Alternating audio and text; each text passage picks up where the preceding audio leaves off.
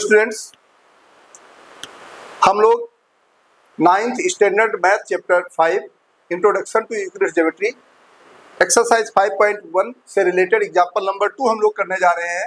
Prove that an equilateral triangle can be constructed on any given segment. किसी भी line segment अगर दे रखा है तो उससे इक्विलेटरल ट्रायंगल हमें बनाना है। आइए हम लोग देखते हैं कैसे करते हैं हम लोग।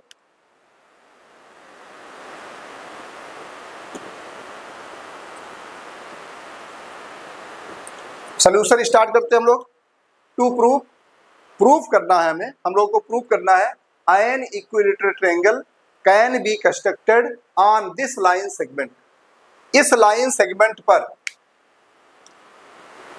इस लाइन सेगमेंट पर हमें एक इक्विलेटरल ट्रायंगल बनाना है। ये लाइन सेगमेंट क्या है? A B. ए बी एक लाइन सेगमेंट है।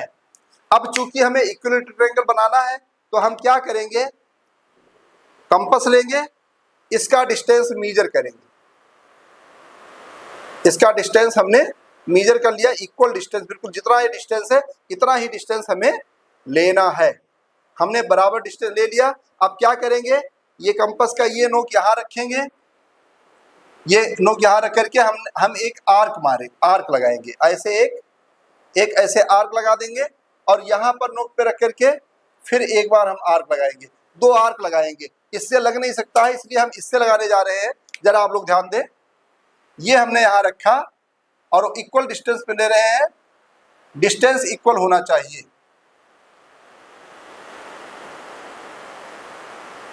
एक तो इस पॉइंट पे रख करके हो गया और एक इस पॉइंट पे रख के हो गया। बस खाली हमें समझना ये है कि जो लेंथ लिया गया है वो इक्वल लिया गया है और दो आर्क हमने लगाया है। एक आर्क हमने यहाँ से लगाया है और एक बी पॉइंट से रख करके आर्क लगाया है। आर्क लग गया। आर्क लगने के बाद हम क्या करेंगे, जहां पर ये दोनों आर्क कट कर रहे हैं, मीट हो रहे हैं, उस पॉइंट को हम सी मान लेंगे। सी मानने के बाद में हम इसे ज्वाइन करा देंगे। ये हो गया ए सी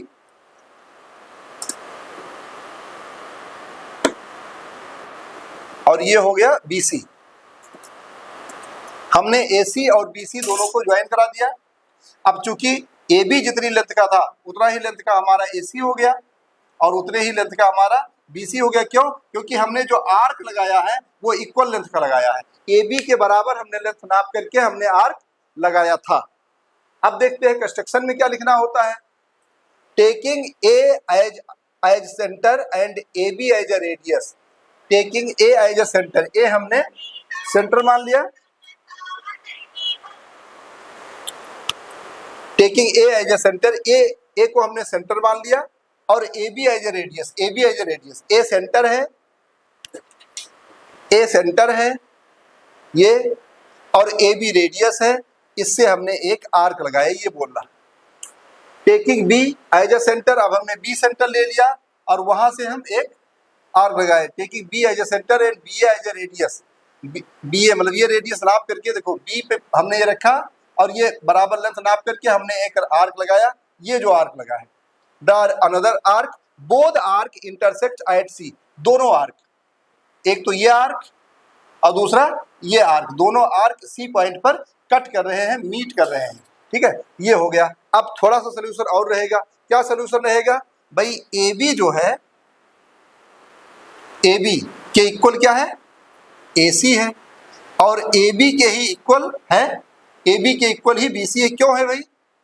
क्योंकि हमने ए बी के इक्वल ही ए सी आर्क लगाया है और ए बी के इक्वल ही हमने बी सी आर्क लगाया है। दोनों आर्क हमने इक्वल लगाए हैं। तो जब दोनों इक्वल आर्क लगा है तो दोनों आपस में इक्वल होंगे।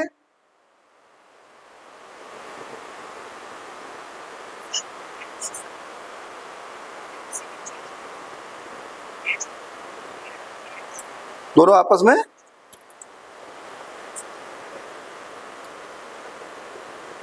आपस में इक्वल हो जाएंगे। इसके आगे फिर हम क्या करेंगे देखते हैं।